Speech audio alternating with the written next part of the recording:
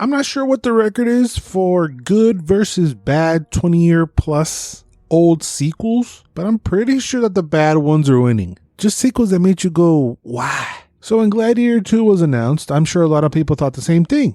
Why? What's the point? Is this a money grab? The story follows Lucius, the little prince from the first movie.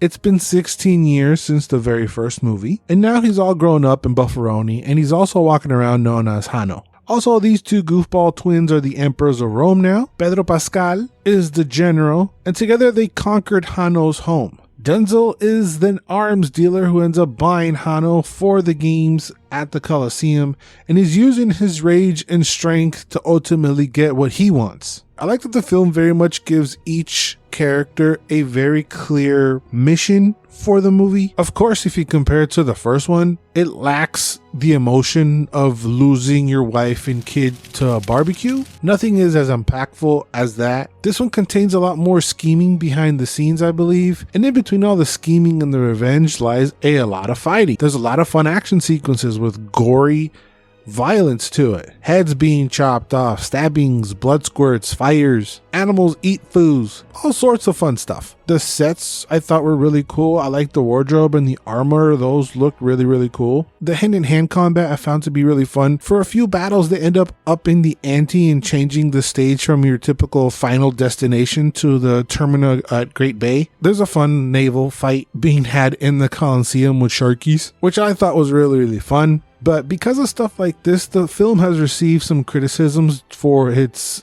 historical inaccuracies and even being called total Hollywood bullshit by Dr. Shadi Barsh, citing rhinos that are in the Colosseum were not the same breed as they are in the film. Also, a flooded Colosseum filled with sharks is completely unsustained, and they probably didn't even know what a shark was back then. Also, a scene including a newspaper and cafe didn't make sense because the printing press was not invented until 1200 years later. And to this doctor, I say, it's a movie. It's not a documentary. I also don't recall Ridley Scott ever saying, hey, I'm gonna tell a true story with true events. He decided to add some cool shit to make it interesting and cool. If you've been watching us, you probably know what I say all the time. Do cool shit. So if you decide to make some shit up for the sake of making cool shit, I'm down. What I'm not down for is when you have cool shit and then you take the cool shit in the script or in the initial ideas and then you scramble it up and the final product is not cool shit. That I do not like. I also understand there has to be a line of believability. And when you cross that line, depending how far from the line you go, you cross into stupid territory. And the thing is, everyone's line is different. For example, the Fast and Furious last couple movies to me, those movies crossed the believability line that they themselves created within that world. For me, they crossed my line. Now I just consider the Fast and Furious franchise to be Power Rangers for bros because they don't mind insulting their audience with ridiculous set pieces that don't make sense and defy science. And because I know what they are offering, I personally choose not to watch those movies. And to me, Gladiator 2 doesn't cross that line by having sharks in a Colosseum. Maybe you find it to be stupid. Maybe you don't. Of course, let me know down in the comments. Is that a line? Where's your line? Earlier this year, I saw Gojira nesting inside a Colosseum like a pusigato, so having a couple sharks in a naval battle scene doesn't seem too far-fetched. But again, that's just me. I'm willing to accept naval battles with sharks to enjoy this movie and have fun. But again, of course, let me know where your line is. I also like that they recapped the very first movie in the title card. You don't really have to see the first movie at all if you don't want to. You should, because the movie's fucking amazing. This movie does a great job of explaining itself with the first one. Some people might say it's a little bit too good job because they borrow and take a lot of things from the first movie and do different versions of the same things over here. And I can see those arguments. Of course, there's some stuff that trickles down and trickles over, but I didn't find it to be in the way or bothersome whatsoever. Hanno, our main guy, I didn't find him to be like a boring, silent, broody guy. He shows a bit of personality at his own expense, even sometimes. He's almost oddly joking around a lot. He gets to be a bit of a smartass sometimes. He just seems to be like one of the bros being the slaves. And he starts to slowly gain the other bros' respect. I did feel like another scene or two of him demonstrating his power or his wits outside of the Colosseum to even gain his respect a little more was missing. Also, the description of the movie itself reveals that he's actually Lucius, but in the movie it's kept a secret for a bit. So I kind of like that we knew this fact going in. I mean, if you go in blind, you're obviously not gonna know, but some of us knew who he was going in. And I like that dynamic for us as the audience, because now you're just waiting for certain people to find out who he is, to see what happens if they do find out. Unfortunately, I did find that the characters finding out who he actually wasn't made a big deal. Actually, I thought there was going to be a bigger reaction to who he was missing, I think. I also like that not every character is clear black and white. There's some gray characters in there. There's even some pretending to be black and white, but it's all depending on a different character's perspective. A character from Hanno's perspective is clearly black and white, but then they show you that other character's perspective. You're like, oh, he's actually not black and white.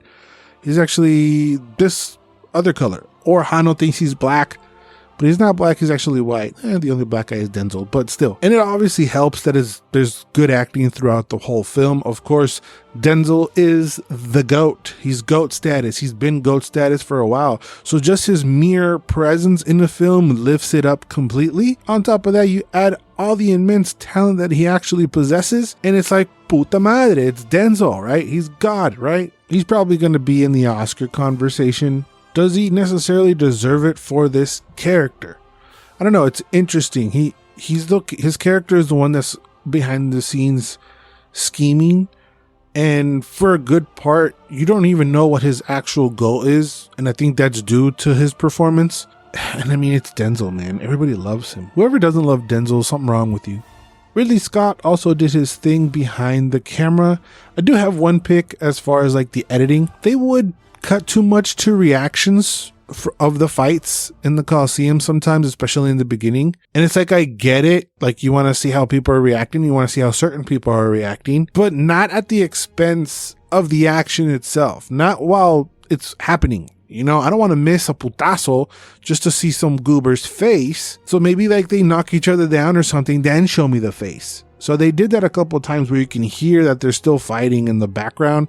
And I'm like, I don't care what this old lady in the crowd's reaction is. I want to see them fight, man. They're still throwing hands. Show me that. So that's one little nitpick. And probably the other one comes in the form of CGI. There's some monkey business that happens that I wasn't too sold on at certain points, especially between their interaction. The thing itself looked cool, but it was when the human interacted with this thing and they were rolling around, I didn't think it looked real. That was the only part of the movie that kind of took me out a little bit.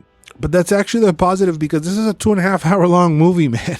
It's really, really long. So a split second I was taken out from that thing. But even in the 2.5 hour runtime, I don't feel like there was a whole lot of filler. Every piece of dialogue that said it's like vital information. And like I said, in between that, there's fun putazos with swords and ships and sharks and, you know, other things. So do you need to have seen the first one to enjoy this movie? No. Is it long? Yes. Is it worth it? I think so. Was it needed? Probably not, but I'm actually glad that it was made. I had a fun time. I enjoyed it. The action is fun, except for some changos. Of course, comparing it to the first film, it's gonna fall short in all regards, because the first one is a masterpiece. You can't go in comparing this movie to every single word of the first one. This one doesn't hit the feels as hard as the first one. You're not gonna leave the movie loving Hanno as much as you love Maximus Decimus Meridius. I don't think there's an iconic line said in the movie that's gonna live on forever, quite like, "Are you not entertained? Are you not entertained?"